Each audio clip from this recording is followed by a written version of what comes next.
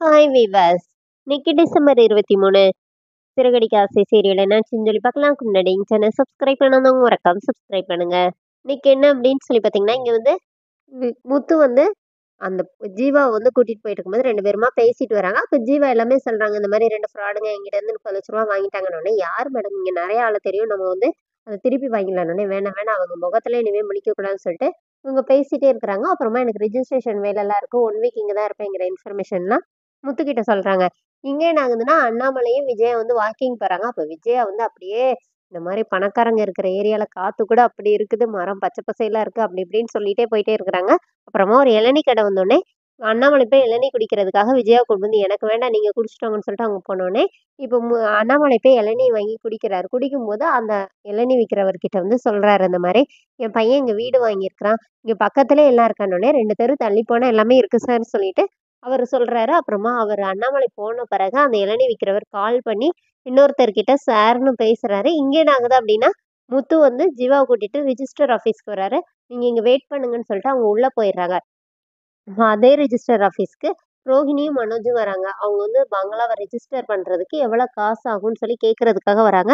இவங்க இங்க பேசிட்டு இருக்கும்போது, ஜீவா ரிஜிஸ்ட்ரேஷன்லாம் முடிச்சுட்டு இவங்கள பார்த்துடுறாங்க. பார்த்தப்போ அவங்களுக்கு வந்து அன்னைக்கு ஸ்டேஷன்ல காசு வாங்கின சீன் எல்லாம் ஞாபகம் வருது. அப்படியே டென்ஷன் ஆகி வெளியில வந்து முத்துக்கிட்ட, "வாங்க நம்ம கிளம்பலான்னோனே", "என்ன மேடம் ரிஜிஸ்ட்ரேஷன் முடிஞ்சிருச்சா இல்லையான்னோனே", "அதெல்லாம் முடிஞ்சிருச்சு. நாளைக்கு வந்து டாக்குமெண்ட்ட வாங்கிக்கலாம்ன்னு" சொல்லிட்டு கிளம்பிடுறாங்க.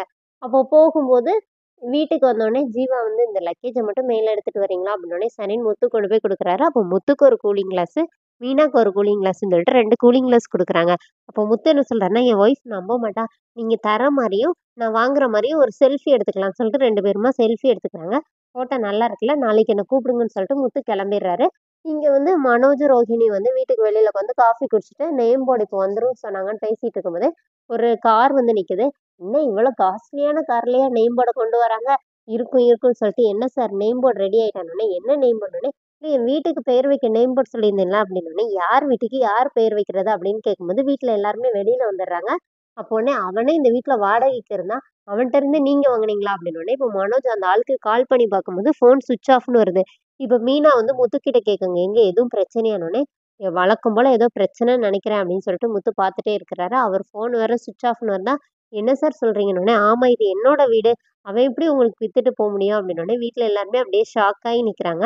அதோட என்னோட எபிசோட் எண்ட் பண்ணிட்டாங்க. அடுத்து வருவது அப்படின்னு சொல்லிட்டு, முத்து போய் ஜீவா கிட்ட போயிட்டு, "எங்க அப்பா வந்து இந்த மாரி கஷ்டப்பட்டு சம்பாதிச்ச காசு எல்லாத்தையும் நீ எடுத்துட்டு போயிட்டன்னோனே", "இல்ல நான் போன வாட்டி வரும்போதே உங்க அண்ணன் என்ன பார்த்துட்டான். அவன்ட்ட 30 லட்ச ரூபா நான் குடுத்துட்டு தான் போயிருக்கேன். நீ தானே சாட்சி கையெழுத்தே போட்ட" அப்படிங்கிற மாரி கேட்குறாங்க. அதோட என்னோட எபிசோட் எபிசோட் எண்ட் பண்ணியிருக்காங்க. Thank you.